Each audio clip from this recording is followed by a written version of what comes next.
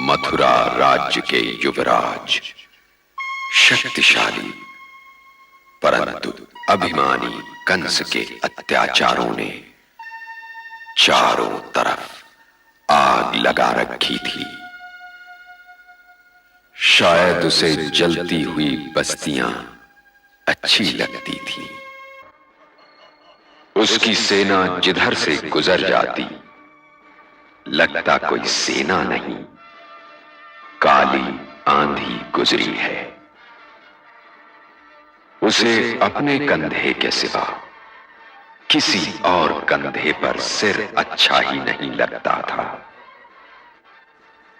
और यही कारण है कि वो जब राजधानी मथुरा लौटता तो उसके साथ जली हुई बस्तियों के धुएं की दुर्गंध भी आती।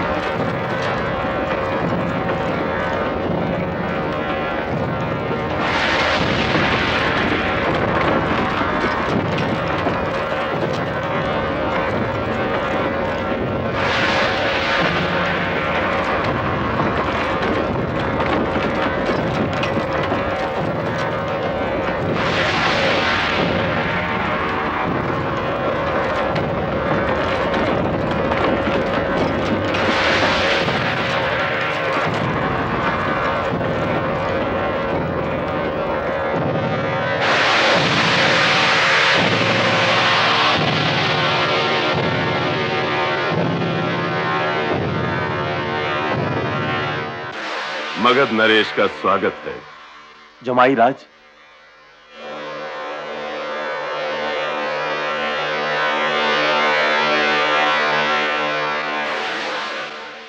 मैं तो मथुरा की ओर जा रहा था कि उज्जैन विजय पर अपने जमाई राजा को बधाई दूं, परंतु वत्स जब यह समाचार मिला कि तुम रास्ते में ही हो तो लौट पड़ा। पूरे भारतवर्ष में तुमसे बड़ा शूरवीर कोई नहीं। ये कवच, ये शिरस्त्राण तुम्हारे शरीर का भाग लगते हैं। मैंने बहुतेरे शूरवीर और सेनापति देखे हैं, परंतु तुमसे बड़ा कोई नहीं। ये आप क्या कह रहे हैं मगध नरेश? मैं ठीक कह रहा हूं मथुरा युवराज। मेरा शिविर पास ही है, वहां चलकर जलपान कीजिए, फिर मथुरा जाइए।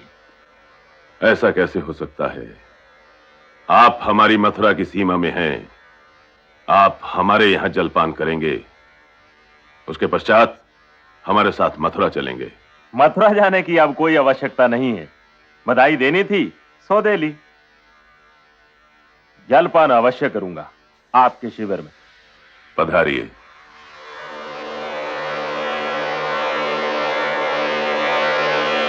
यदि आप मेरी इतनी प्रशंसा करने लगेंगे तो मुझे डर है कि मैं यही न मानने लगूं। यह मत सोचना कंस कि तुम्हें पुत्री दी है, इस नाते तुम्हारी प्रशंसा कर रहा हूं। प्रशंसा का कारण यह है कि तुम इसके योग्य हो। तुम इस भारतवर्ष का भविष्य हो। हम हुए, तुम्हारे पिताश्री हुए। हम तो ये समझो कि बीता हुआ समय है, सूर्यास्त की लालिमा। नरेश बनने के दिन तो अब तुम लोगों के हैं। मथुरा नरेश, महाराजा कंस। आपका आशीर्वाद चाहिए मगध नरेश। मेरा आशीर्वाद तो है ही। इस प्रतिनिधिमंडल की क्या आवश्यकता पड़ गई? अकेले आने का साहस नहीं हो रहा था महाराज। अपने राजा के पास आने का साहस नहीं हो रहा था? तब तो इसका अर्थ यह हुआ कि हम इस सिंहासन के योग्य नहीं हैं, क्योंकि प्रजा के आने के लिए तो राजनिवास में भी कोई द्वार नहीं होता, अथवा नहीं होना चाहिए। कहो और निर्भय होकर कहो, प्रजा को क्या कष्ट है? प्रजा को एक ही कष्ट है महाराज। क्या कष्ट है? युवराज कंस। युवराज कंस? युवराज ने क्या किया? जो भी किया अच्छा नहीं किया महाराज। तुम तो कंस के मित्र हो वसुदेव। मित्रता का यह अर्थ तो नहीं महाराज कि मित्र के अत्याचारों का भी समर्थन किया जाए। युवराज कंस ने मथुरा राज की आत्मा को लहूलुहान कर दिया है। भगवान आपकी आयु लंबी करे, परंतु मथुरा के भविष्य के विषय में विचार करना भी राजा के नाते आपका कर्तव्य है। महाराज की जय हो। कहिए नगरजन। महाराज, हमें कहते हुए दुख होता है, परंतु युवराज के अत्याचार की और हमारे दुख की कोई सीमा नहीं रही। न किसी का जीवन सुरक्षित रहा, न हमारी संस्कृति, न सभ्यता।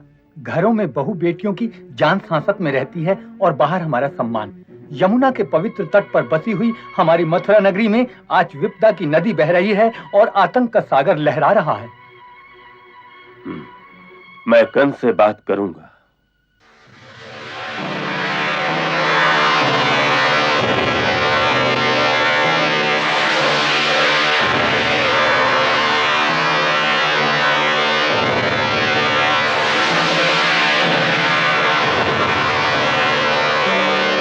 महाराज कुमार की जय हो। आज राज्यसभा में नगर निवासियों का एक प्रतिनिधि मंडल आया था। अच्छा, तो पिताश्री ने क्या कहा? महाराज से अधिक यादव कुमार वसुदेव बोले। फिर भी महाराज पिताश्री ने क्या कहा? महाराज ने उनकी बातें ध्यान से सुनी और दुखी हुए। अच्छा, दुखी भी हुए? इस समय महाराज हैं कहां? राज ज्योतिषी से राजकुमारी देवकी के ब्याह का मुहूर्त निकलवा रहे हैं युवराज।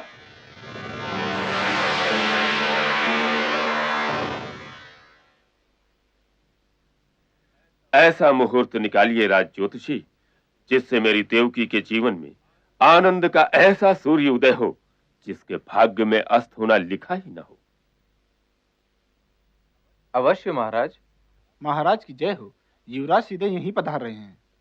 स्नान किए बिना ही निरपराधियों के रक्त की दुर्गंध लिए सीधे मेरे पास, वो भी ऐसी घड़ी में जबकि मैं राज ज्योतिषी से देवकी के लग्न का मुहूर्त निकलवा रहा हूं।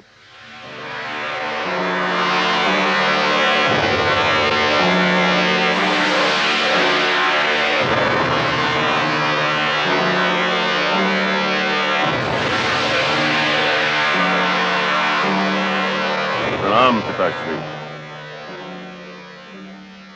स्नान तो कर लिया होता पुत्र। लगता है पिताश्री को विजय की सुगंध अच्छी नहीं लगी। निरपराधियों के रक्त में डूबी हुई विजय वास्तव में पराजय होती है पुत्र। इसीलिए मैं सोचने लगा हूं कि तुम युवराज होने के योग्य नहीं।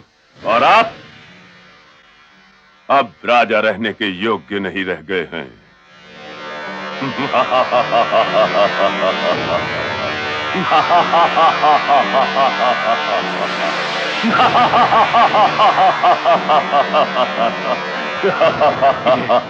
ये तुम क्या कह रहे हो पुत्र? जो आपने सुना पिताश्री, मैं वही कह रहा हूं और वही सत्य भी है। आप तो आज अपना अंतिम आदेश दे ही लीजिए। ये राज मुकुट स्वयं आप उतारेंगे या मैं उतारूं?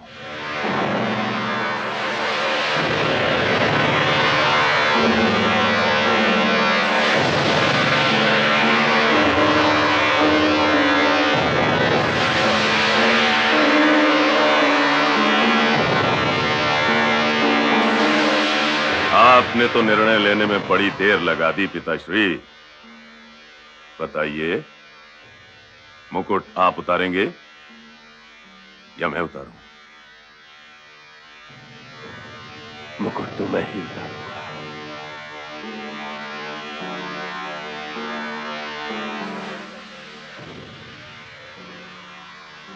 परंतु ये याद रख कंस, पापी को मारने के लिए उसका पाप ही महाबली बन जाता है। अब तेरा अंत दूर नहीं है। भगवान के कोप से डर। भगवान से तो मैं बाद में निपट लूंगा, पहले आपसे तो निपट लूं।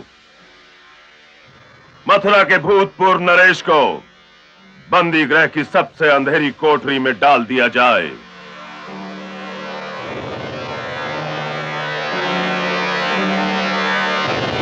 शाप के योग्य भी नहीं है कंस, मेरे पुत्र।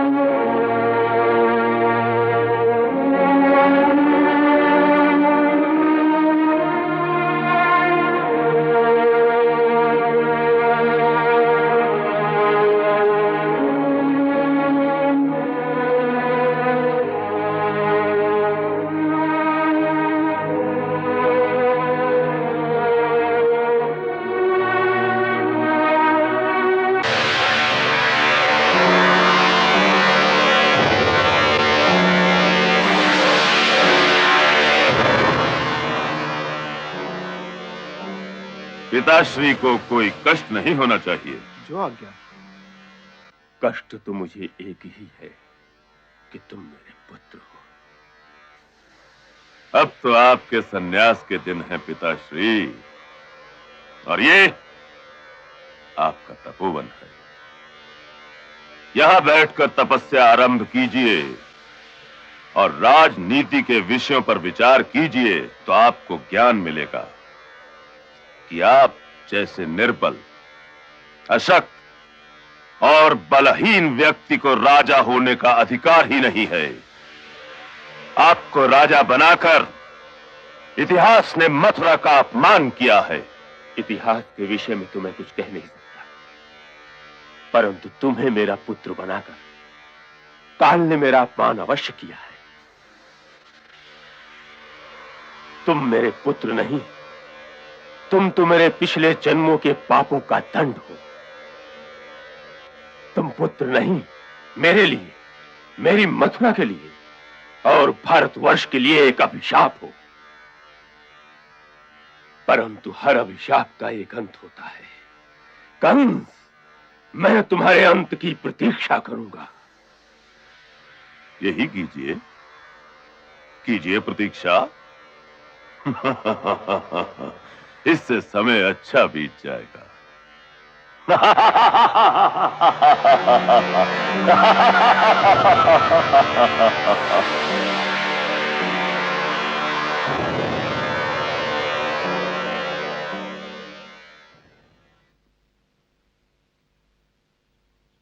भगवान,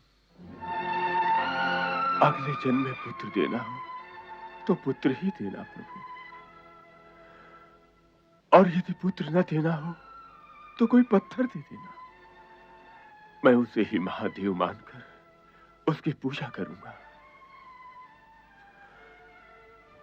परंतु फिर कोई कंस न देना प्रभु, फिर कोई कंस न देना। आओ बैठो। अरे बैठो। मेरा इस तरह राजा बन जाना तुम्हें अच्छा तो नहीं लगा होगा? मेरे अच्छा लगने या न लगने का तो प्रश्न ही नहीं उठता महाराज। राजा तो आपको होना ही था। कल न हुए आज हो गए। फिर भी मित्र हो, सच कहो। यदि मथुरा सिंहासन पर मेरी आंख होती तो अवश्य बुरा लगता।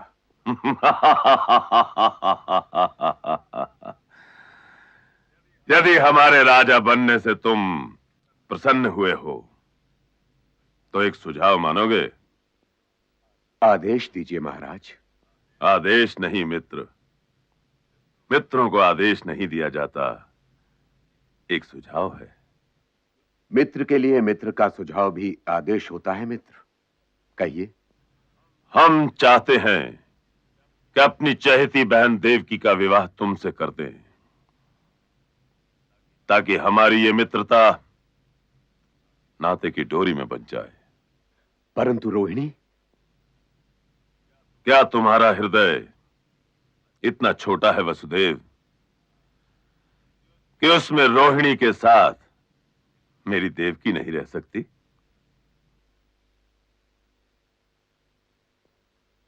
क्या महाराज मुझे सोचने का थोड़ा सा समय देंगे? नहीं, क्योंकि मित्रों के बीच सोच की दीवार नहीं होनी चाहिए। इसलिए हमारी मित्रता का मान रखने के लिए बिना सोचे ही इस संबंध को स्वीकार करो। न तो मैं राजा का आदेश ही टाल सकता हूं और न ही मित्रता का सुझाव। तो फिर आओ, गले लग जाओ। आज से हम इस पवित्र संबंध में बंध जाएं।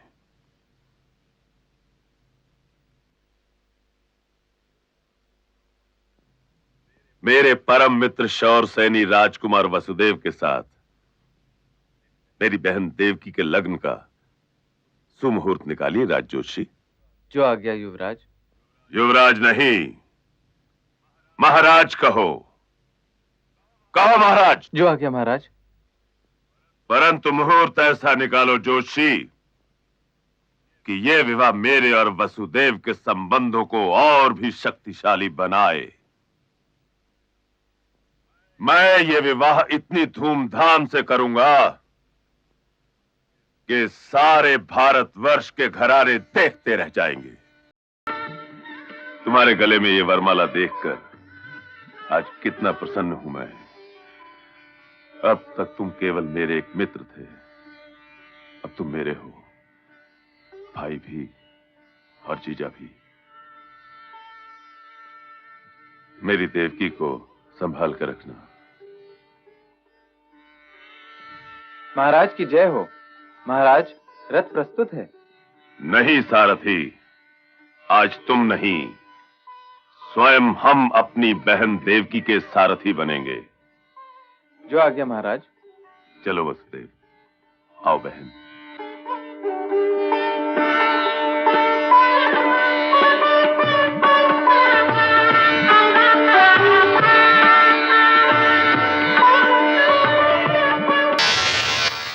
अपना 8वां पुत्र दे देवकी। आपके तो पुत्री जन्म हुई है भैया। तेरी कुंडली में पुत्री है ही नहीं। नहीं भैया। कहाँ है तेरा 8वां पुत्र? अरे भगवान से डर कंस। मैं भगवान से नहीं डरता, डरता हूं तो केवल देवकी के 8वें पुत्र से। तुमने अवश्य वो बच्चा बदल दिया है। अरे ये पेड़ियां तुम्हारी हैं, ये मोटी मोटी निर्दयी दीवारें तुम्हारी हैं, ये लोहे के फाटक तुम्हारे हैं, बाहर बैठे द्वारपाल तुम्हारे हैं जो हवा को भी अंदर नहीं आने देते। अरे मूर्ख, यदि इनकी सहायता के लिए कोई आना भी चाहे तो कहां से आएगा? तुमने अवश्य द्वारपाल को प्रलोभन दिया होगा। प्रलोभन? हमारे पास हमारे जीवन के सिवा है ही क्या जो हम किसी को प्रलोभन दे सके? कुछ भी हो, मुझे तो देवकी के 8वें बच्चे का वध करना ही है। अरे तेरा वध तो हमारा 8वां पुत्र करेगा ना कंस।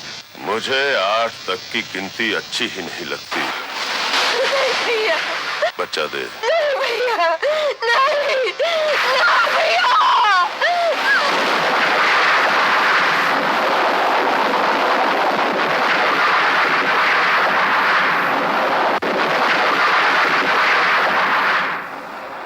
मैं वो नहीं कंस, मैं वो नहीं। तुझे मारने वाला तो जन्म ले चुका है। हाँ, तुझे मारने वाला जन्म ले चुका है। दया धर्म जब जब घटे, बढ़े पाप अभिमान, तब तब जग में जन्म ले जगपालक भगवान।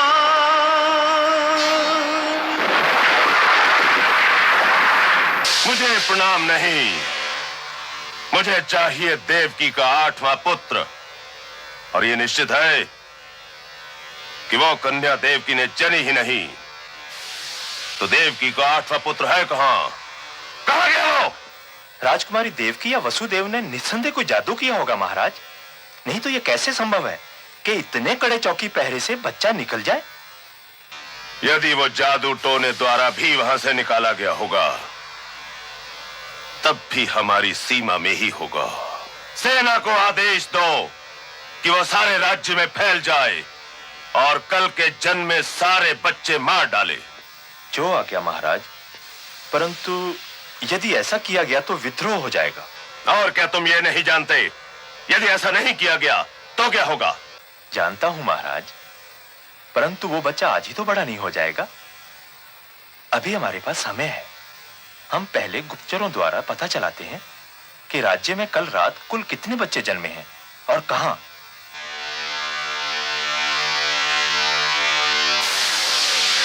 महाराज की जय हो। एक गुप्तचर प्रवेश की आज्ञा चाहता है महाराज। ये तो शुभ शकुन है महामंत्री। तुमने गुप्तचरों की चर्चा की ही थी कि गुप्तचर आ गया। आने दो।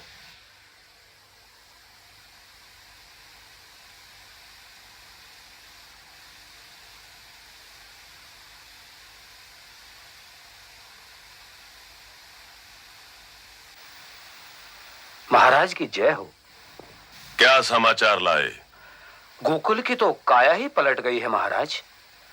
सूखी डालियों पर नई पत्तियां निकल आई हैं और कोई इतना बड़ा उत्सव हो रहा है कि मृदंग की थाप यमुना पार करके मथुरा तक चली आ रही है। इसका अर्थ तो यह है महामंत्री कि वो गोकुल में ही है। तुम जा सकते हो। महामंत्री, सेना को आदेश दो वो गोकुल जाए। एक दूध पीते बच्चे के लिए सेना भेजना मथुरा नरेश को शोभा नहीं देता महाराज। उपाय तो और भी हो सकते हैं। पूतना।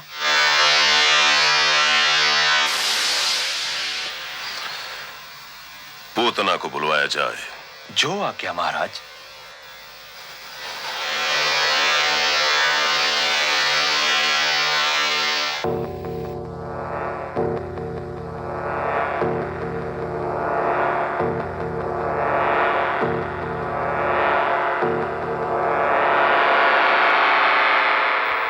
महाराज की जय हो।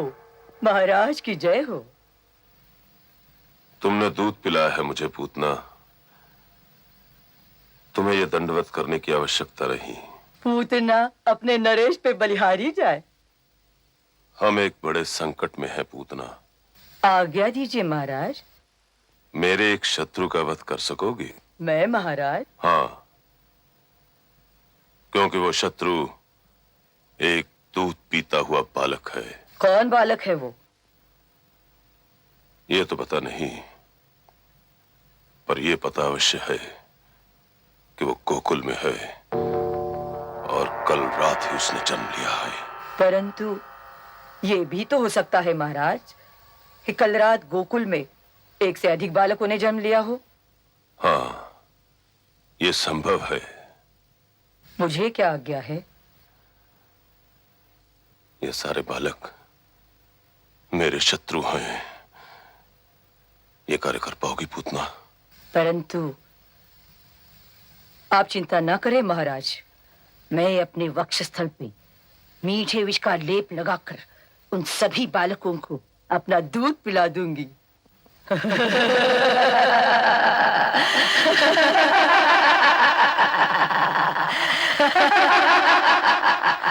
अब इस दासी को आज्ञा दीजिए महाराज। ठीक है, जाओ।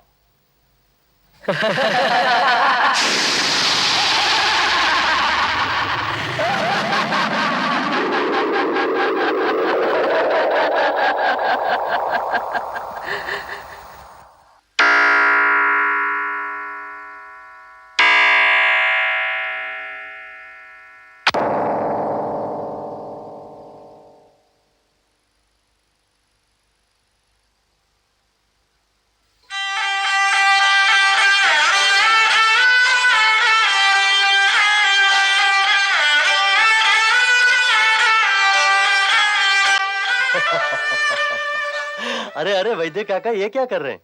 हाथ तो मुझे जोड़ने चाहिए। प्रणाम।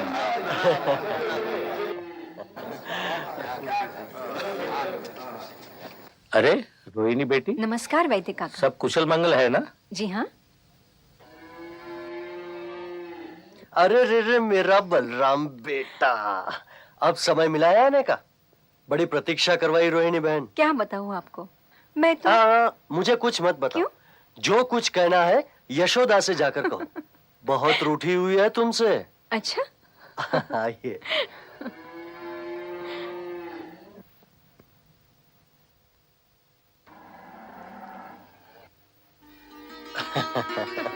रोहिणी बहन, हाँ? कल तो उत्सव में बड़ा आनंद आया। अच्छा।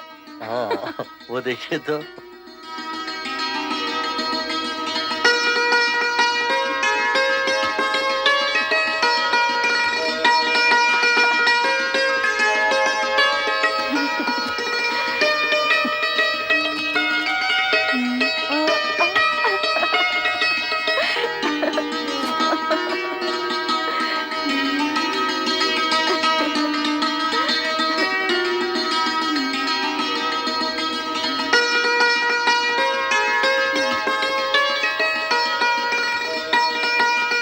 अब आई हो अपने इस नन्हे को देखने। मैं तो कब से आंखें बिछाए हुई थी कि अब आएंगी रोहिणी बहन, तब आएंगी रोहिणी बहन। बड़ी राह दिखाई। मैं मथुरा थी दीदी, अभी आई। ये देखो, मैं कान्हा के लिए मोरपंखी मुकुट लाई हूँ। सुंदर है। अरे रोहिणी बहन, कल आती तो देखती, पूरा गोकुल गांव आनंद से झूम उठा था। क्या उत्सव हुआ है। यहाँ का उत्सव मथुरा के द्वार खटखटा रहा है भाई जी। आनंद का स्वर थोड़ा धीमा होना चाहिए था। अब इतने दिनों के बाद तो यशोदा की गोद हरी हुई है। मैं गोकुल गांव में किस किस से कहूँ, कैसे कहूँ कि गोविंद के आने का उत्सव न मनाए? हाँ, बधाई हो नंदराय जी, बधाई हो नंदराय जी। प्रणाम नंदराय जी। प्रणाम काका। अरे अरे अरे, ये क्या काका? नंदलाल के लिए माखन लाया हूँ। बधाई हो नंदरानी जी, बधाई हो। आपको भी बधाई हो काका। मैंने आज भोर होते होते एक सपना देखा है। यशोदा का लल्ला मुझसे कहता है, दादा मुझे माखन खिलाओ, मुझे माखन खिलाओ। तो माखन लाया हूँ कान्हा के लिए। क्या कहा? नंद के पुत्र ने गोवर्धन पर्वत उठा लिया? जी महाराज। पर नंद का ये पुत्र आया कहां से? उसे तो पूतना ने मार डाला था। तू ही ये समाचार लाया था ना? जी महाराज। तो नंद के यहाँ दूसरा पुत्र जन्मा होगा महाराज।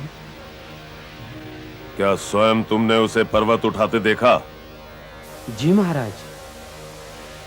तब तो ये नंद का पुत्र हो ही नहीं सकता। हो न हो ये देवकी का 8वां पुत्र ही है।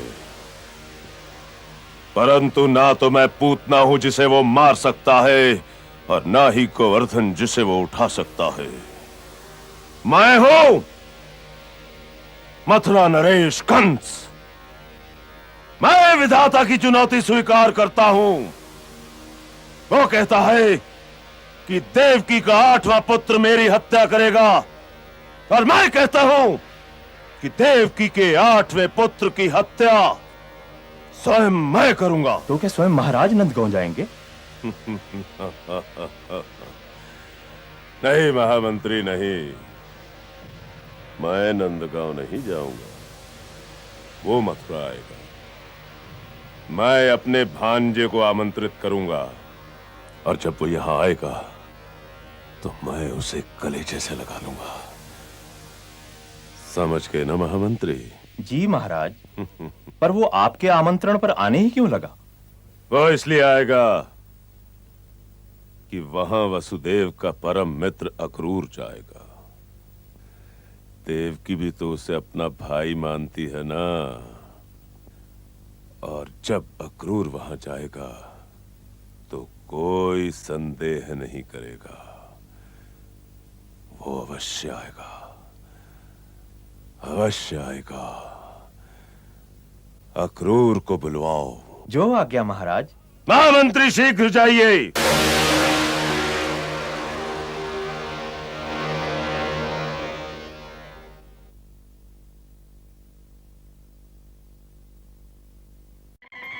आओ मित्र आओ। तुम तो लगता है मुझे भूल ही गए। आपको भूल पाना संभव नहीं है महाराज। आप राज्य के कार्यों में इतने संलग्न रहे कि मैंने आना उचित नहीं समझा।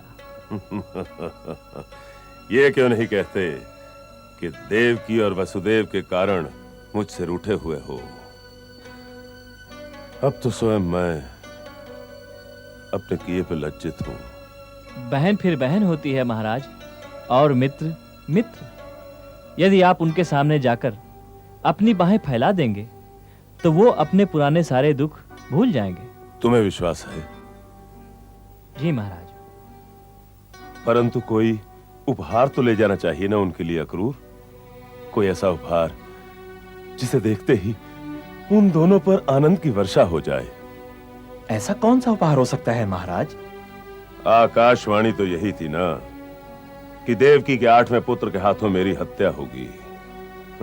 अब विधाता से तो मैं युद्ध कर नहीं सकता। मैं ऐसा जीवन जीकर करूं भी क्या जिसने मेरी बहन देवकी और मित्र वसुदेव के जीवन में अंधेरे खोल दिए हों।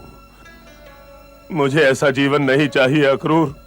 मैं देवकी और वसुदेव के 8वें पुत्र का उपहार लेकर उनके पास जाना चाहता हूं और उन दोनों के सामने अपने भांजे से कहूंगा, वत्स, मेरा वध करके अपने कर्तव्य का पालन कर।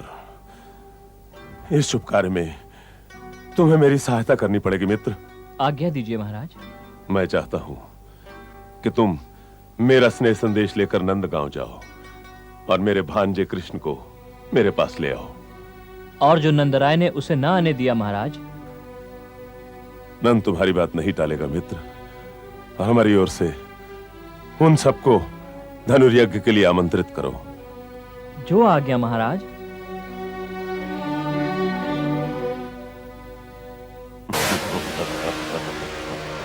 महामंत्री जी महाराज। हमारे भांजे वत्स कृष्ण के स्वागत के लिए गज और मल्ल तैयार करवाओ। वो भी तो देखे कि उसका मामा कंस उससे कितना प्रेम करता है। जो आज्ञा महाराज।